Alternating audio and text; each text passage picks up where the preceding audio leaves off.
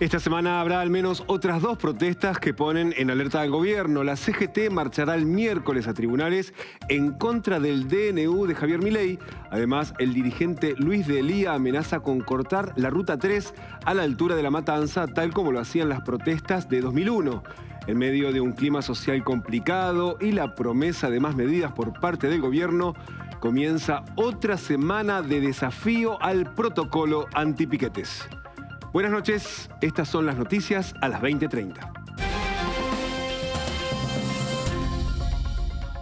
Luego del llamado del presidente Javier Milei, el Congreso iniciará mañana las sesiones extraordinarias. Entre los temas más relevantes está la posible restitución del impuesto a las ganancias a los trabajadores, una medida que piden algunos gobernadores, pero que rechaza la CGT. Además, la oposición podría sesionar para intentar derogar el DNU.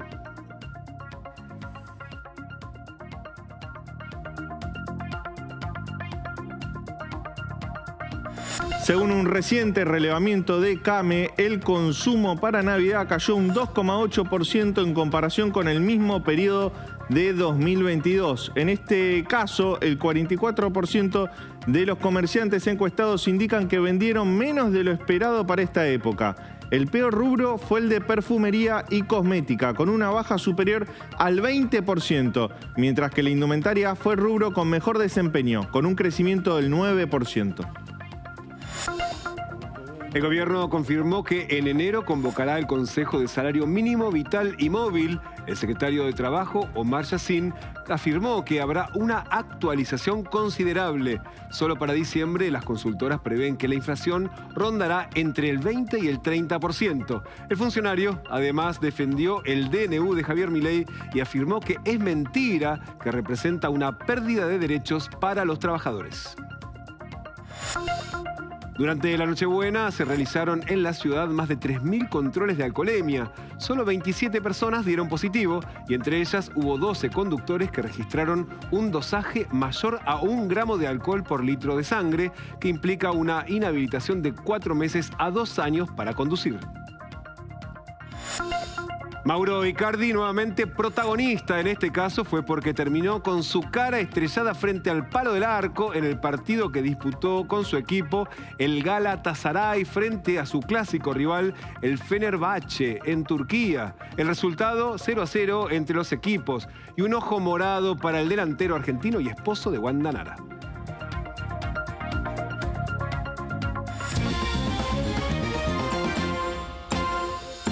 En medio de los fuertes aumentos, el gobierno confirmó que va a convocar al Consejo del Salario Mínimo, Vital y Móvil para los primeros días de enero. Además, el Ejecutivo adelantó que con el anuncio llegará con aumentos considerables.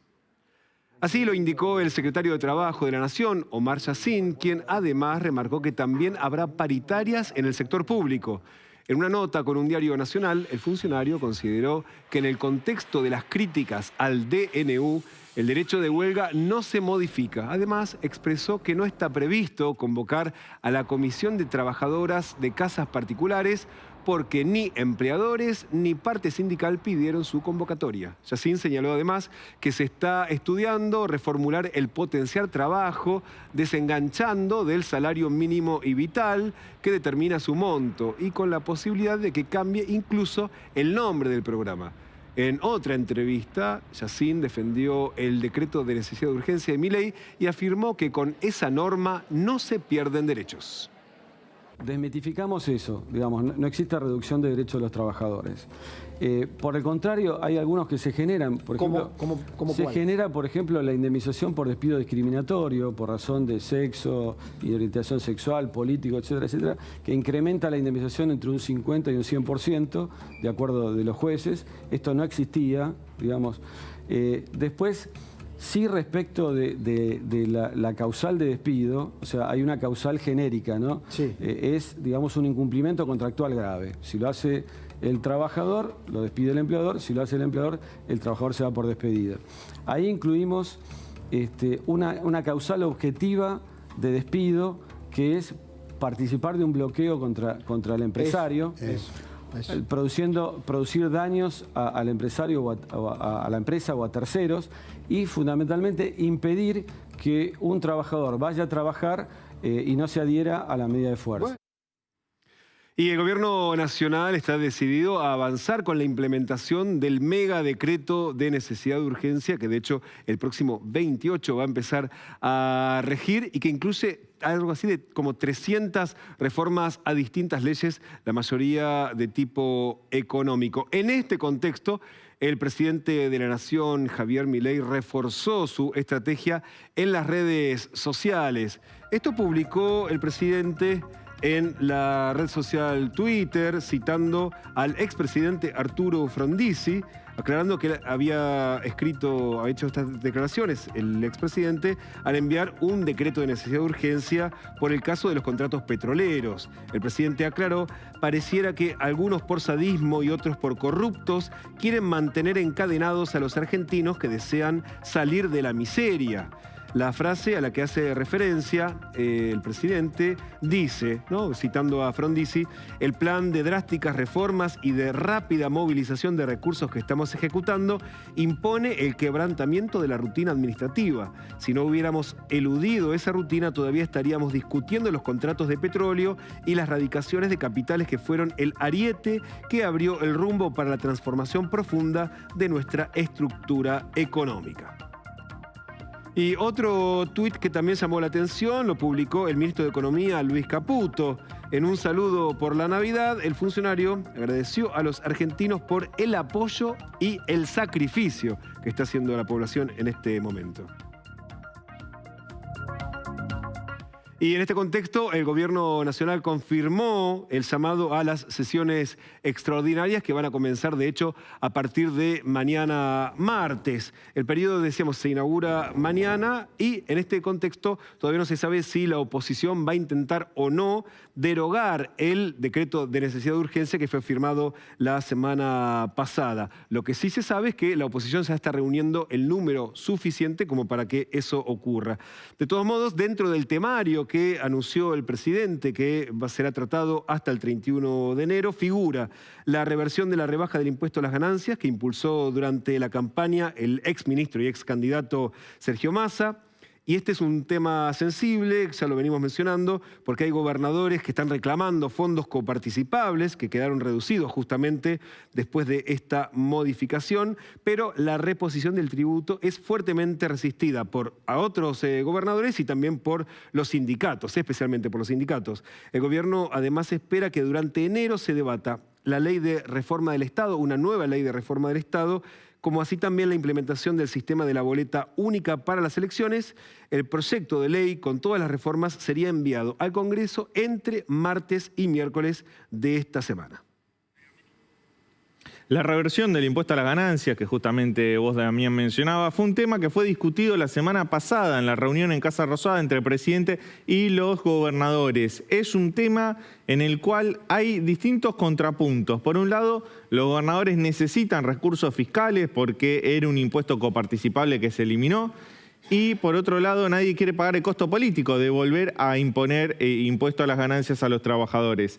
En el gobierno ya el presidente Milei, ayer lo ha dicho claramente en el programa de Mirta Legrand, dijo que no piensa coparticipar del impuesto al cheque, que es el reclamo de la Liga de Gobernadores, los gobernadores peronistas, encabezados por Axel Kicillof, y dijo que si no le votan en el Congreso, tanto en la Cámara de Diputados como en senadores, la vuelta del impuesto a las ganancias, lo que va a hacer es reducir aún más las transferencias a las provincias. De esta forma, Casa Rosada pasa a la ofensiva, juega con todo, intentando presionar a los gobernadores, diciéndole es esto o no es nada, no van a tener recursos fiscales. Hay que decir que hay algunas provincias que fiscalmente están más comprometidas que otras. Por ejemplo, uno de los casos que está muy comprometido es Chubut, otro San Luis, que ha desdoblado el pago de salarios a empleados públicos. Entonces, no todos los gobernadores tienen la misma urgencia y la misma postura, pero sí los gobernadores están pidiendo que se coparticipen impuestos. Eso es algo clave para ellos.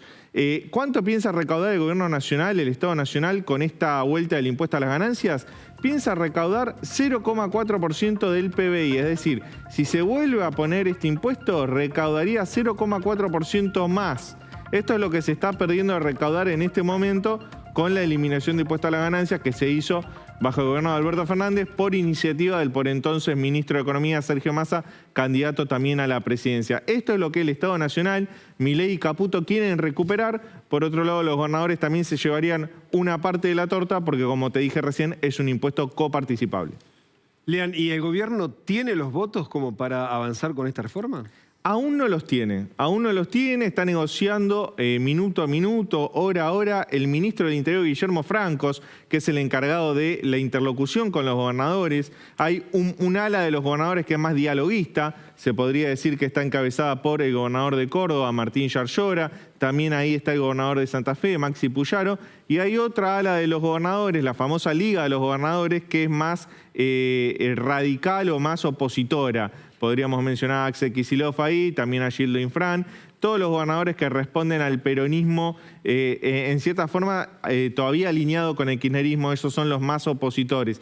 La negociación, como te digo, es minuto a minuto, los gobernadores tienen diputados, tienen senadores y es imprescindible el apoyo de ellos porque no alcanza ni con el bloque de la Libertad Avanza ni con el bloque del PRO para volver a imponer el impuesto a las ganancias.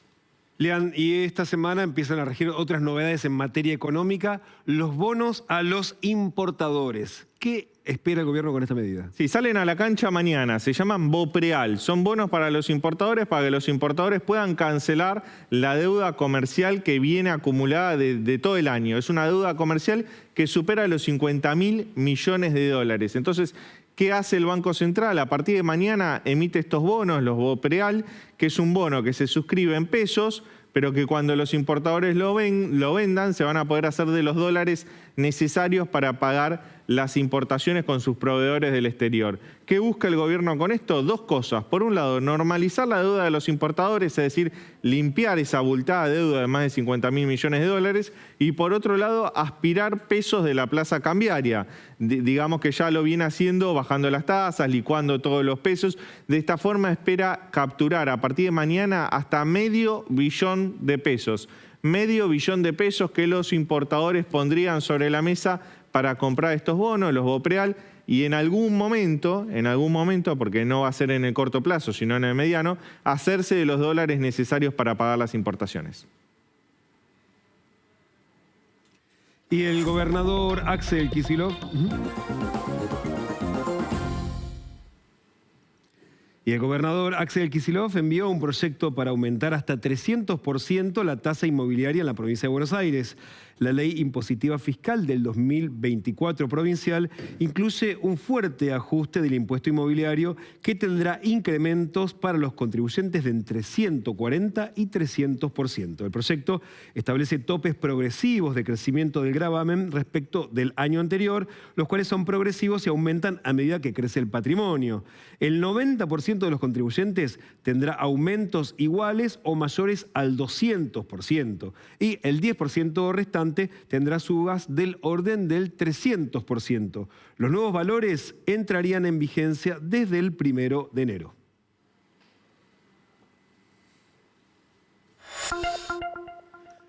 Más de 4.000 personas en situación de calle, trabajadores y voluntarios, asistieron anoche a una cena de Nochebuena en la Plaza del Congreso, organizada por organizaciones sociales, bajo la consigna Ninguna familia sin Navidad.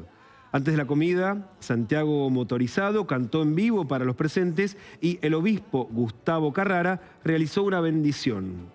Es una iniciativa que se hace todos los 24 de diciembre desde 2016, aunque en este caso tuvo la particularidad de desarrollarse en momentos de movilizaciones contra el decreto de necesidad de urgencia promulgado por el presidente Javier Milei. Hubo juegos con inflables, peloteros y regalos para los más chicos y se contó con un espacio de cuidados personales y aseo.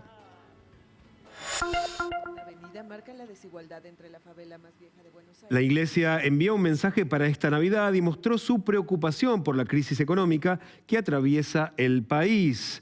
y que afecta a los más desposeídos. El titular de la Conferencia Episcopal Argentina, Monseñor Oscar Ojea, pidió que el alimento le llegue a cada argentino. No existe la paz sin la justicia. Tenemos verdaderamente una preocupación seria para que el alimento pueda llegar a todos los chicos y chicas de nuestra patria, expresó a través de un video publicado en la red social YouTube. En estas fiestas, la ciudad...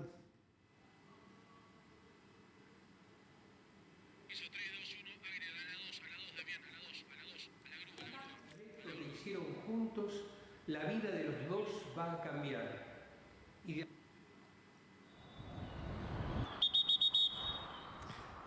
En estas fiestas, la ciudad aumentó la cantidad de puntos de control de alcoholemia.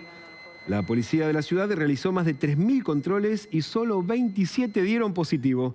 Además, se difundió este video con algunos de los que fueron penados por circular con más de 0,5 gramos de alcohol en sangre. Vamos a elaborar un acta, vamos a hacer lo que es una licencia provisoria y vamos a proceder con la revisión del vehículo.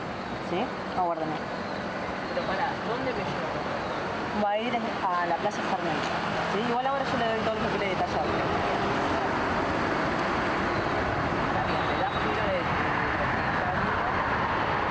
Mal. Está bien, pero para la ley está 0,50 el máximo permitido. ¿Sí?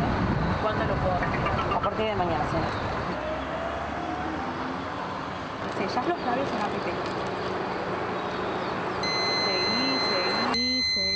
Seguí. Listo. Retira la pipeta hacia arriba. Hasta 0,50 máximo permitido. 1,18 positivo de alcohol. ¿Sí? Estoy a 1 grado de mi casa. Apaga el motor del vehículo, por favor.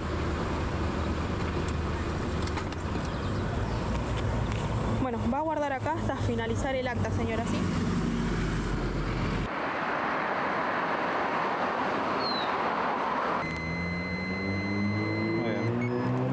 Retirar para arriba la pipeta. 0,50 es el máximo para circular. 1,14 es positivo de alcoholemia. ¿Querés que pruebe yo a ver si puedo manejar? No, es al conductor nada más. No importa, si yo estoy bien puedo manejar. No, no hay ese volante en alcoholemia. ¿Me explicás vos el? Vale. Si yo estoy bien puedo manejar. Hola, buenas. Te comento el procedimiento. Vamos a pasar a retener el vehículo. Vamos a retener la licencia. No.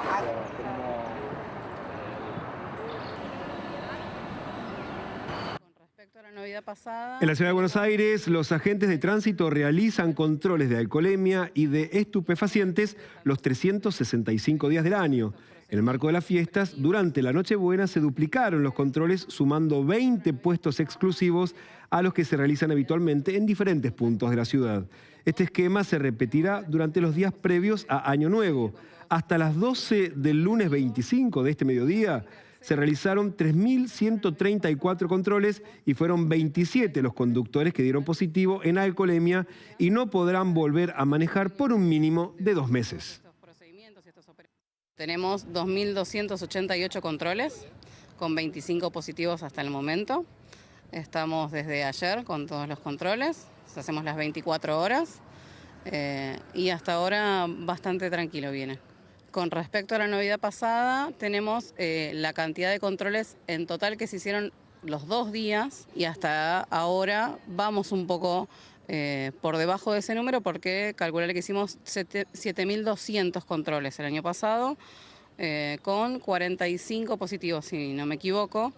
Y ahora igual con el tema de los positivos vamos 25, pero con una positividad del 1,1%. Ahora, después de tantos años de venir con todos estos procedimientos y estos operativos, la gente accede un poco más y aquellos que les cuesta un poco más comprender o acceder, intentamos mediar y concientizar y explicarles que lo que pedimos es que si toman no manejen, o que designen un conductor también responsable y que puedan organizarse para todos tener unas fiestas en paz. Como decíamos al comienzo, está previsto que este miércoles se movilice la CGT a tribunales para exigir la anulación del decreto de necesidad de urgencia que firmó el presidente y que modificó muchas leyes laborales y que afectan, entre otras cosas, al derecho de huelga. También está previsto que la CGT defina si va a haber un paro nacional o no. Para hablar de estos temas estamos en comunicación con Rubén Pollo Sobrero, dirigente de Izquierda Socialista y secretario general de la Unión Ferroviaria Oeste, que está también en la CGT. Pollo, buenas noches. ¿Qué tal? ¿Cómo les va? Muy bien. ¿Se suman el miércoles a la movilización de la CGT? Sí, mañana tenemos la Asamblea General en la seccional y por lo que estamos viendo, sí hay una gran predisposición de los compañeros de acompañar. Así que mañana resolveremos, pero creo que está ya por descontado la participación de los ferroviarios en la marcha. A los ferroviarios, ¿hay alguna de las modificaciones de las normas que estableció Milei por el DNU que les afecte en forma directa? Y varias. Las privatizaciones, por ejemplo, para nosotros es una gran preocupación porque las privatizaciones las tuvimos hasta hace poco, ¿no? Y terminamos en la masacre de Once. No queremos volver a vivir exactamente lo mismo que en aquel momento. Pero también hay otros temas. Por ejemplo, se había acordado un aumento salarial que se tenía que pagar en diciembre y no se pagó. Se está hablando de volver a poner el impuesto a las ganancias, que es un tema muy grave para nosotros. La devaluación que tuvimos fue muy brutal con el ajuste en las tarifas que se vienen ahora a partir de enero, nos lleva a la pulverización de los salarios. Entonces, como nosotros decimos, este decreto de necesidad y urgencia es un decreto que fue hecho a la medida de los grandes empresarios, porque acá los grandes ganadores son los Bulgeroni, los Roca, los Budge, y con un plan de persecución a los trabajadores, de pérdida de conquistas, dictado por Funes de Rioja. Entonces, es un plan que perjudica a los trabajadores, a la clase media, y que obviamente beneficia a los mismos de siempre, ¿no? A los grandes empresarios, a aquellos que fugaron la plata del país. Bueno, los mismos, los que conocemos desde hace mucho tiempo, que vienen consiguiendo ganancias gobierno tras gobierno. La agenda que mencionaste vos no es exactamente la de la cúpula de la CGT. Digo, el miércoles van por el DNU, pero no por la pérdida del salario, por muchas cosas.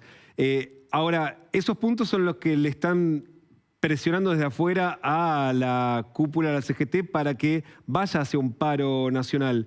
¿Van a llevar ustedes a la reunión de mañana este tema? ¿Creen que es inminente la decisión de la CGT de convocar un paro nacional? Mira, yo no, con el único que charlé fue con Pablo, con Pablo Moyano hoy. Digamos que nos veíamos mañana, vamos a charlar. Nuestra agenda es una agenda que es por todos conocidos. No sé qué. Yo no creo que solamente esté con una presentación formal a tribunales podamos frenar una decisión política de aquellos que en realidad vienen contra los derechos de los trabajadores. Yo creo que vamos a tener que discutir un plan de lucha, pero esto lo digo respetuosamente, porque todavía no charlé con los compañeros, sí, con el plenario del sindicalismo combativo, que es nuestro proyecto, por eso marchamos la semana pasada, a pesar de la prohibición de que pudiéramos marchar, lo hicimos, fuimos a Plaza de Mayo. Lo que sí tenemos en claro que para frenar este gran ataque necesitamos de la mayor unidad posible de todo el movimiento obrero. Y eso es lo que vamos a tratar de buscar, la mayor unidad posible.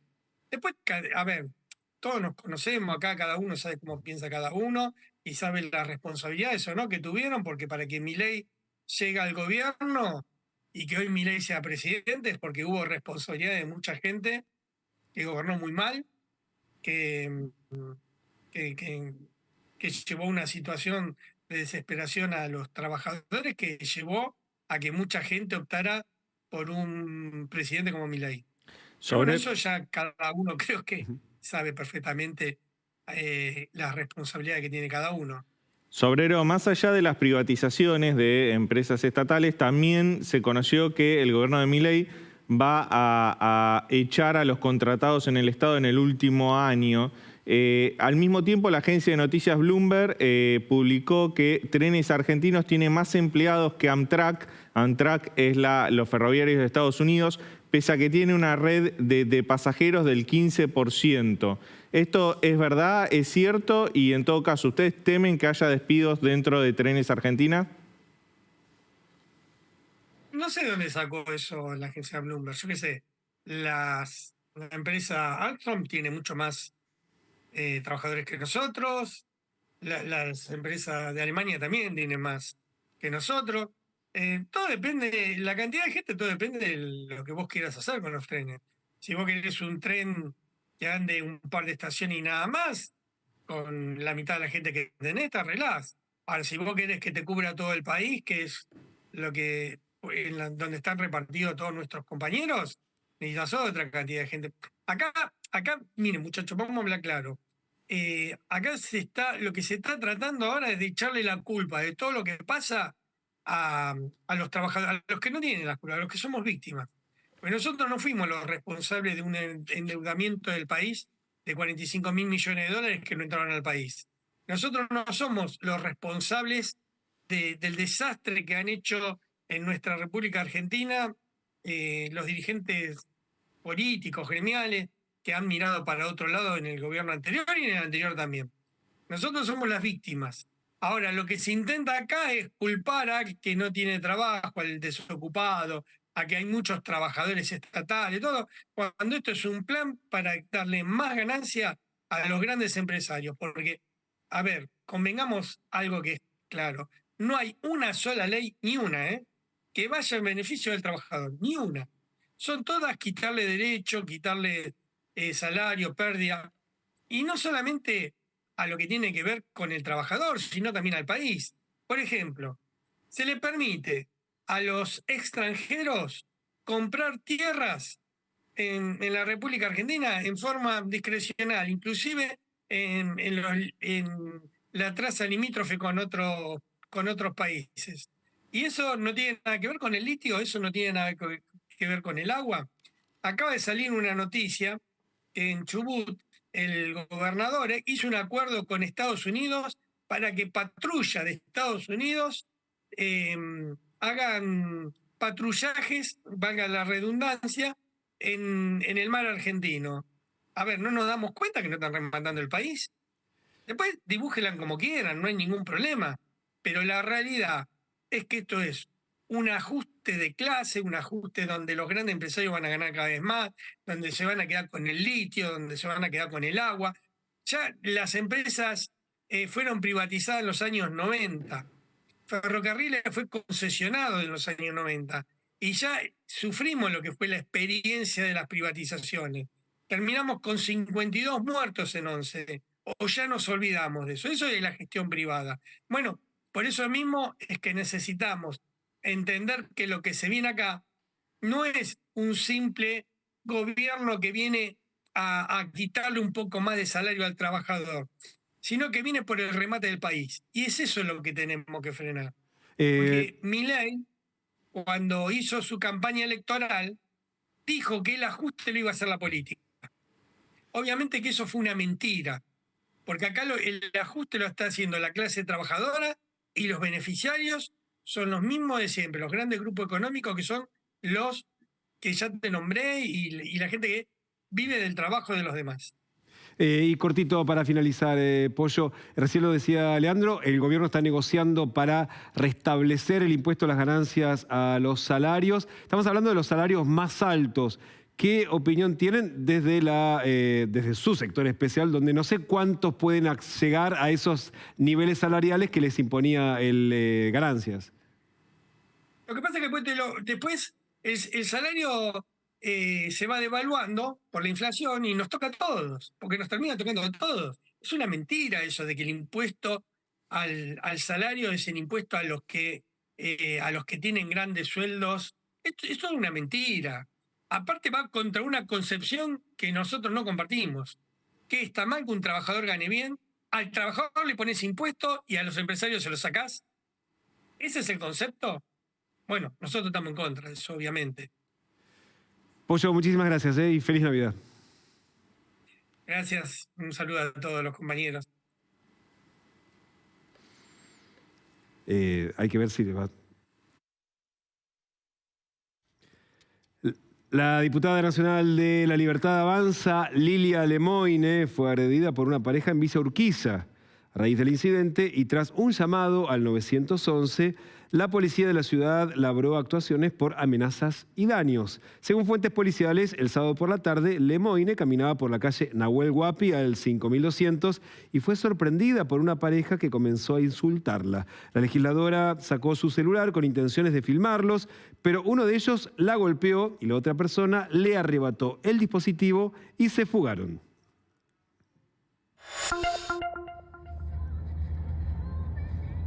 Un incendio afectó al predio de Ford en Tigre y quemó a un gran número de racks de paragolpes de plástico. De ahí que densas columnas de humo negro cubrieron la zona. El comandante general de los bomberos voluntarios de Benavides, Alfredo González, detalló que en el operativo trabajaron 70 bomberos y 14 autobombas de los partidos de Benavides, Pacheco, Tigre, Ingeniero Maschwitz y Garín. Las llamas ya están controladas, ha sido sofocado totalmente, ahora estamos con tareas de prevención, no hubo que lamentar víctimas fatales y no se propagó, concluyó González.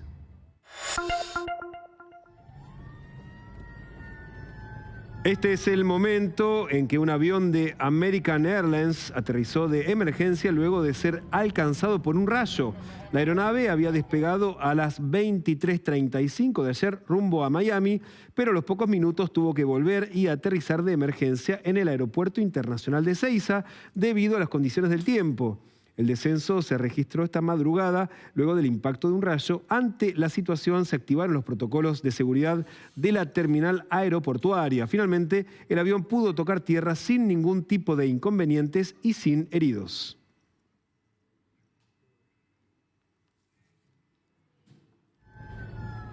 Hacemos un corte y cuando volvemos más noticias a las 20:30.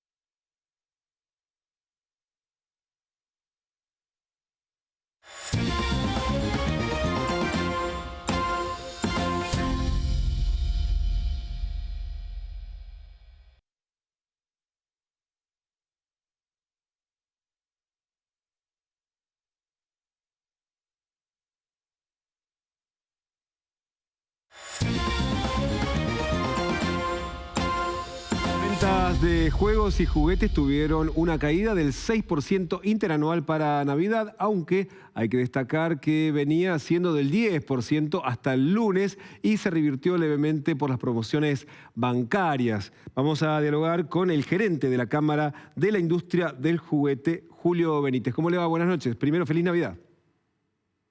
Hola, muchas gracias. Felicidades también. Gracias, Julián. Ahora, Julián, 6% en este contexto, uno dice, bueno, no es tanto. Yo, si apostaba, hubiese dicho que las ventas hubiesen caído más.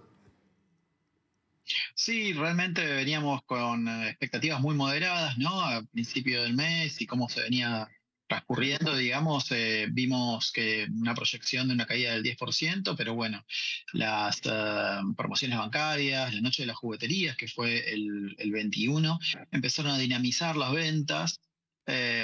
Siempre se define en los últimos 3 días realmente y bueno, al comparar el precio del juguete con otro tipo de gastos, otros rubros, con las promociones bancarias realmente terminaba siendo, digamos, el obsequio que uno último resigna, ¿no? Porque la alegría de los chicos en la Nochebuena es lo que siempre prevalece, ¿no? Por ahí uno puede gastar un poquito menos en otro rubro, pero en el juguete siempre trata de mantener y de hacer el último esfuerzo para bueno, poder dar la alegría, ¿no? A los chicos. Julián, y ahora estamos hablando de las ventas y los precios que pasó de un año a otro. ¿Cuál fue el aumento de los juguetes de la Navidad pasada a esta?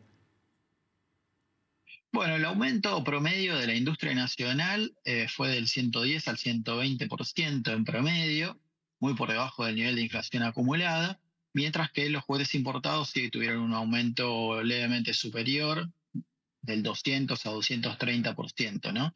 Esto se registró, digamos, ya a principios de diciembre, ¿no?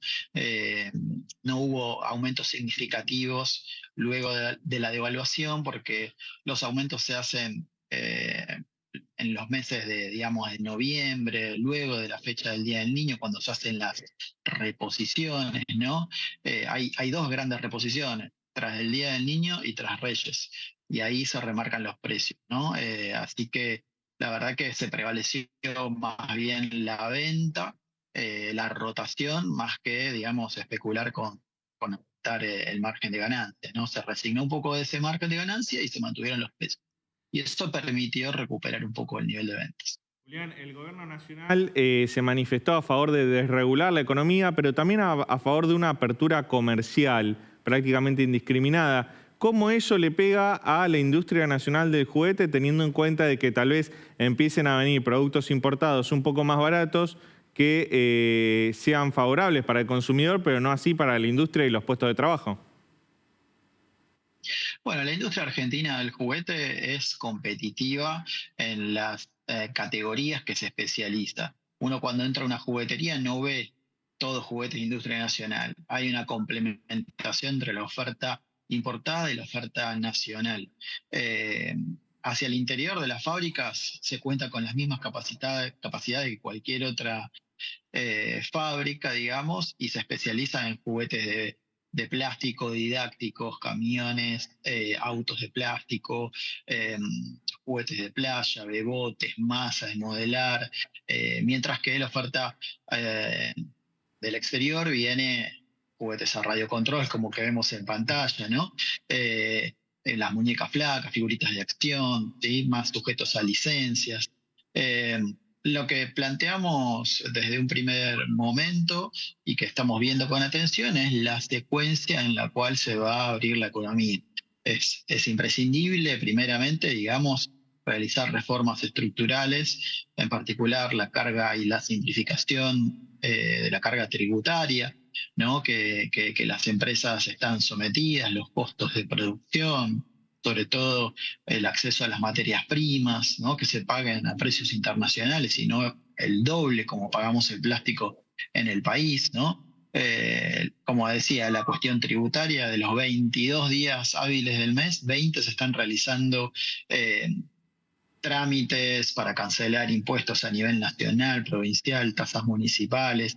Y bueno, la verdad que todo esto quita de foco, saca competitividad, y lo que se hace necesario primeramente es estas reformas que vayan aplicándose, digamos, de manera secuencial para luego poder abrir la economía y, en ese sentido, competir en igualdad de condiciones. Lo que se plantea es una competencia en igualdad de condiciones y no de manera con desventaja, ¿no? Julián, y para cerrar, en 2 semanas es Reyes. ¿Qué espera para la venta de juguetes en Reyes? Bueno, con Reyes fue lamentablemente una fecha que fue perdiendo peso respecto de Navidad. Y bueno, por lo general se venden juguetes más económicos, ¿no? Uno viene de todo el gasto de fin de año en Navidad. Entonces son juguetes un poquito más económicos, donde el ticket promedio es más bajo. Pero bueno, esperamos que se mantengan las ventas. En la noche de las jugueterías, muchas jugueterías entregaron talones de descuentos para la noche de Reyes, para ayudarlos. Así que bueno, esperemos que vamos a verlo con atención y bueno, siempre promocionando y recordando que pongan los zapatitos, el agua y el pastito para los Reyes.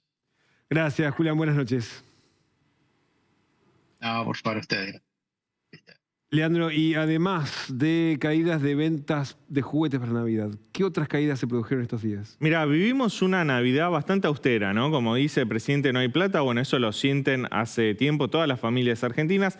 Por eso se registró una caída del consumo masivo a nivel general en estas fiestas. Según un relevamiento que hizo CAME, la caída fue del 2,8%. Esto es un relevamiento que hicieron entre el 22 y el 24 de diciembre. El rubro que más cayó es cosmética y perfumería. Seguramente también muchos perfumes importados, productos muy caros. 23,5% cayó. Indumentaria subió un 9,2%, fue el que mejor le fue, el rubro que mejor le fue. Y el ticket promedio en esta Navidad fue de 25.850 pesos. Hay que decir acá que, por un lado, como decía el entrevistado, fueron ayudados por las promociones de los bancos. Por eso la caída no fue tan fuerte como la que se esperaba.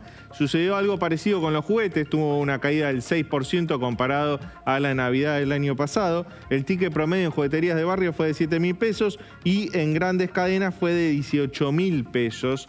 También hay que decir, más allá de las promociones bancarias, que muchas personas adelantaron las compras de Navidad, le hicieron o a fines de noviembre o a principios de diciembre, previendo un cambio de gobierno el 10 de diciembre que iba a generar un salto del tipo de cambio, un salto del dólar. Entonces todos adelantaron los consumos lo más que pudieron, con lo cual la caída también se relativiza en ese sentido, más allá de que ella empieza a dar una pauta de una contracción de la actividad económica que seguramente también veremos en 2024. Venimos hablando de caídas, obviamente por el efecto de la inflación y también por el efecto de la inflación. ¿Está pensando el gobierno en emitir nuevos billetes de mayor denominación? Sí, hay que decir lo siguiente. El gobierno todavía no tiene ningún diseño de estos billetes. Es decir, es un plan a mediano plazo. Lo cierto es que dentro del gobierno de Milei y del Banco Central, dirigido por Santiago Bausili, saben que los billetes se quedaron cortos y que son necesarios billetes de más alta denominación. Se hablaba en un primer lugar de hacer billetes de 5.000 y 10.000 pesos. Luego, dentro del gobierno dijeron, nos vamos a quedar cortos porque mejor no diagramamos billetes de 20.000 y 50.000 pesos. ¿Vos sabés cuánto estima el gobierno que se va a ahorrar haciendo billetes de 20.000 y 50.000 pesos? Solo en papel, en tinta y en impresión se ahorraría alrededor de 400 millones de dólares en 2024. 400 millones de dólares en 2024, porque obviamente se imprimiría menos billetes si se hacen billetes de 20.000 y de 50.000 pesos. Es interesante que hoy, que tenemos como más alta denominación el billete de 2.000 pesos, ese billete equivale más o menos a 2 dólares. Es decir, es un billete de alta denominación que tiene poco poder adquisitivo. Si hacemos un billete de 20.000 pesos, vamos a tener una paridad con el dólar de 21 dólares. Va a poder comprar ese billete. Y de 50.000 pesos va a ser un poder adquisitivo medido en dólares de 52 dólares. Estaríamos hablando de un billete de alta denominación con mucho poder adquisitivo. Pero como te decía, esto es un plan para mediano plazo. Todavía no tiene ningún diseño armado. En el Banco Central lo que contestan cuando le preguntás sobre esto es que tienen temas muy urgentes que atender, como la deuda comercial de los importadores, por eso mañana salen a la cancha los bonos, los BOPREAL. También la caída de reservas del Banco Central, por eso en la última semana ha acumulado más de 1.800 millones de dólares de reservas. Es decir, están intentando desactivar la bomba y esto sería un plan de mediano plazo recién para bien entrado el año 2024. En medio de los festejos de la Nochebuena, 3 delincuentes ingresaron a robar a una casa en Villa Pueyrredón. La policía llegó al lugar por el llamado de un vecino y se produjo un intenso tiroteo que dejó al Brindis en segundo plano en todo el barrio. Esta casa del barrio de Villa Pueyrredón fue escenario de un tiroteo entre policías y delincuentes que ingresaron a robar en medio de los festejos de Nochebuena, aprovechando que los propietarios no estaban. Pasadas las 12 ya habíamos brindado y primero pensamos que eran fuegos artificiales y no, en realidad eran unos tiros. Aparentemente se metieron acá al lado, vino la policía al toque y creo que dijeron que eran 3, 2 agarraron, supuestamente uno se escapó. Más o menos cuando detectamos que escuchamos que parecían como que eran tiros, nos metimos enseguida adentro, ¿viste? ¿Ustedes sí se dieron cuenta que eran tiros? Y yo me di cuenta, la verdad que sí. Se escucharon como más de 15 tiros. Los vecinos cuentan que los primeros movimientos de los delincuentes pasaron desapercibidos. Se confundió con ruidos artificiales. El que no conoce de balística y eso, o sea, pensaba que eran algunos cohetes que habían tirado, nada más. No fue mucho tiempo tampoco.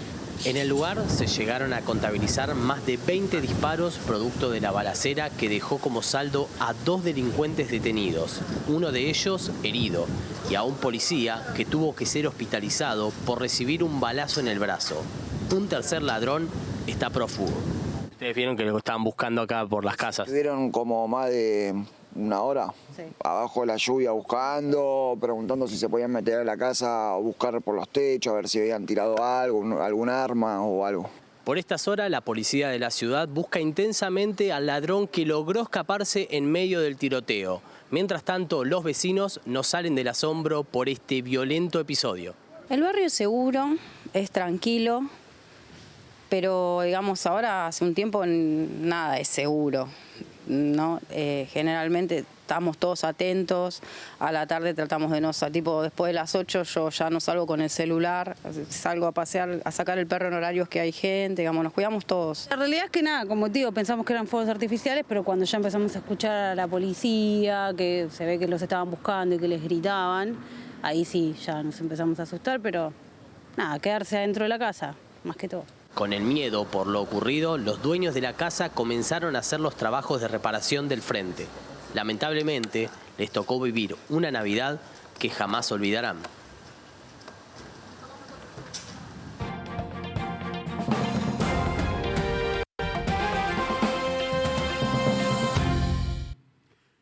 Al menos 70 personas murieron y decenas resultaron heridas anoche en un ataque aéreo israelí sobre el campo de refugiados de Al-Maghazi en el centro de la Franja de Gaza. Es una nueva masacre cometida por el ejército de ocupación israelí en el campo de Al-Maghazi, donde bombardearon 4 casas habitadas, informó el portavoz del Ministerio de Sanidad, Ashraf Al-Qudra. El portavoz también acusó a las tropas israelíes de bombardear la carretera principal que une varios campamentos de refugiados en la zona central del enclave para obstaculizar el acceso de las ambulancias y de la defensa civil a los distintos lugares. לא פחות מזה. 7 באוקטובר זה לא נגמר, כן? היה נגמר, לא נגמר. אנחנו צריכים לדאוג שזה לעולם לא יחזור. זה מחייב מה שכל אחד ואחד מכם מבקש. פשוט להמשיך עד הסוף, עד הסוף. ואני פשוט גאה בנחישות שלכם. לא פשוט. מצד שני כן פשוט. פשוט להמשיך עד הסוף. En este contexto, el Papa Francisco dio su mensaje de Navidad. El sumo pontífice pidió no confundir festejo con consumismo y además hizo un pedido para que se terminen las guerras de Ucrania y de Gaza. Permettetemi una raccomandazione. Non confondiamo la festa con il consumismo. Si può e come cristiano si deve festeggiare in semplicità, senza sprechi, e condividendo con chi manca del necessario o manca di compagnia. Siamo vicini ai nostri fratelli e sorelle che soffrono per la guerra. Pensiamo alla Palestina, Israele, l'Ucraina. Pensiamo anche a coloro che soffrono per la miseria, la fame, la schiavitù. Il Dio che ha preso per sé un cuore umano infonda umanità nei cuori degli uomini. En instantes te contamos cómo va a estar el tiempo en la última semana del año y además qué le pasó en el ojo a Mauro Icardi. Más noticias en instantes a las 20:30.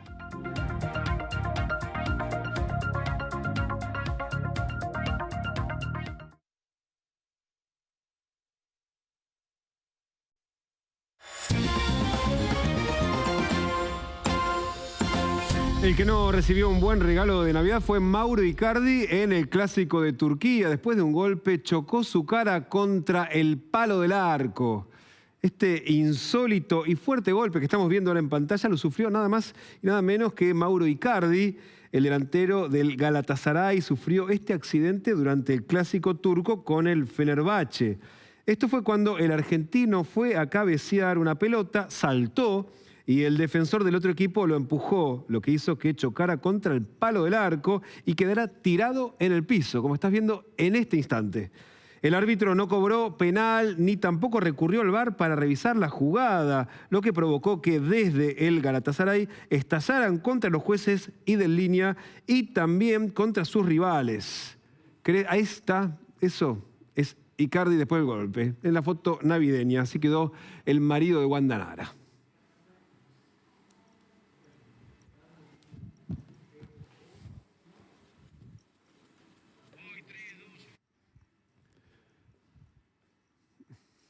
Y te contamos cómo va a seguir esta noche la ciudad de Buenos Aires. A esta hora, 21 grados, la sensación térmica también de 21 grados. Está despejado, vamos a tener una muy agradable noche en la ciudad de Buenos Aires. Mañana a la mañana vamos a tener una jornada muy primaveral, una sensación térmica de 14 grados. Por la mañana va a estar agradable también la humedad 61% y va a salir el sol a las 5:40. Por la tarde, a las 24 grados, te decía, una jornada muy primaveral. Va a bajar el nivel de humedad 46%. Linda jornada que vamos a tener mañana martes, y por la noche también 22 grados, igual a la sensación térmica. A las 20:08 se va a poner el sol en el martes, que será el primer día hábil de la última semana del año.